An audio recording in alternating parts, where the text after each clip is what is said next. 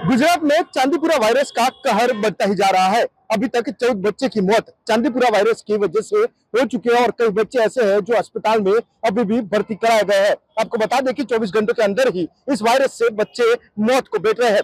तो अपने साथ इस वायरस को लेकर पूरी बातचीत करेंगे गुजरात मीडिया कोऑर्डिनेटर आईएमए से डॉक्टर मुकेश महेश्वरी साहब है। महेश्वरी जी, अब बताइए कि जिस तरह से चांदीपुरा वायरस गुजरात के अंदर फैल रहा है, बच्चे मर रहे हैं, अभी तक कितने बच्चों की डेथ हुई है और इसको लेकर सरकार के पास से आईएमए क्या मांग कर रही है? निकुल, ऐसा है कि ये वायरस से खतरा इसलिए बढ़ा है कि अगर ये टाइम से डायग्नोसिस ना हो इसका, तो 24 से लेकर 72 घंटे के अंदर बच्चे जो सीरियस हो जाते हैं और उसमें डेथ होती है। और अभी तक आपने जैसे बताया 26 केस में से 14 डेथ की पुष्टि हुई है, तो ये डेफिनेटली चिंता का कारण बनता है, क्योंकि जिस तरह से फैल रहा है, पहले 1-2 डिस्ट्रिक्ट में था, अभी 7 या 8 डिस्ट्रिक्ट में है। हमारे जो पड़ोसी राज्य है उसमें राजस्थान और मध्य प्रदेश में भी इसके केस दिख रहे हैं, तो ये जरूर से चिंता का कारण है। हम सरकार से डिमांड करते हैं कि भाई इसके लिए सर्वेलेंस बहुत तेजी से बढ़ाया जाए।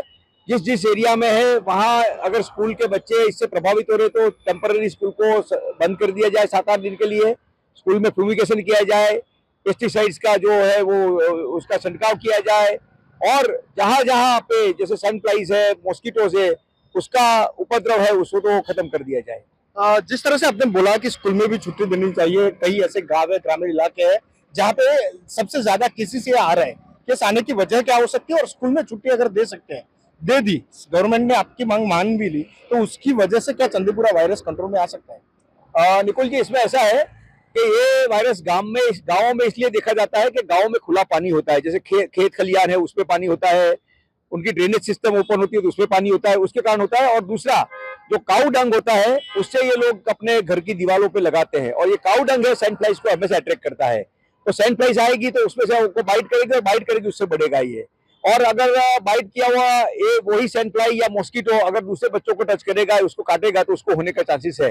ये कोरोना की तरह श्वसन बीमारी का वायरस नहीं है जो एक दूसरे के टच होने से या बाजू में बैठने से पहले, और ये डेफिनेटली मॉस्किटो और सैंड फ्लाइज के काटने से होता है। तो अगर जब बच्चे साथ में बैठेंगे तो एक तो काटा हुआ अगर मॉस्किटो या सैंड फ्लाई दूसरे को काटेगा तो उसको होगा। इसलिए हम सोच रहे हैं कि इसको 6-7 दिन के लिए जिस एरिया में ज्यादा केसेस है उसकी स्कूलें बंद कर दी जाए, जहां बच्चे ज्यादा साथ में खेलते हैं उनको भी रोका जाए, और जहां जहां पे पानी इकट्ठा हो या इस तरह के केसेस हो वहां पे एकदम सर्वेलेंस गवर्नमेंट की तरफ से बढ़ा देना चाहिए। जिस तरह से सभी डिस्ट्रिक्ट के अंदर ये वायरस फैल रहा है, क्या लगता है कि कोरोना की जिस तरह से मौतें हुई थी इस तरह से ही इसमें मौत हो रही है, क्योंकि बच्चे 24 घंटे के अंदर एक्सपायर हो रहे हैं, इसकी वजह क्या हो सकती है? नहीं, कोरोना की तरह ये नहीं है।